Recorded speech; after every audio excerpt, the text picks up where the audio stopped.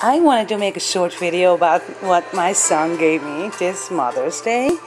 He is so well behaved in particular that he never forgets Christmas or birthdays or just giving things for people in general. You know, he's so generous. He's always thinking about other people before he thinks of himself, you know. He used to be the opposite around, you know, years ago, but he's 7 now, and he's so generous and so giving.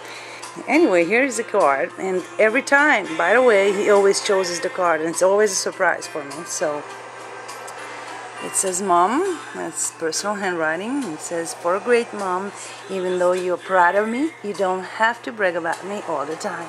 And when I open it, it says, just where it is, Happy Mother's Day, and it's Garfield, Mom.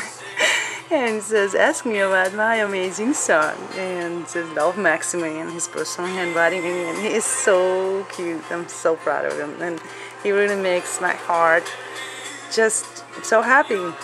It's so heartwarming when you have a child who does not forget about things and other people. Because so many kids are selfish nowadays. But Maxie has given this to me and just wanted to share it.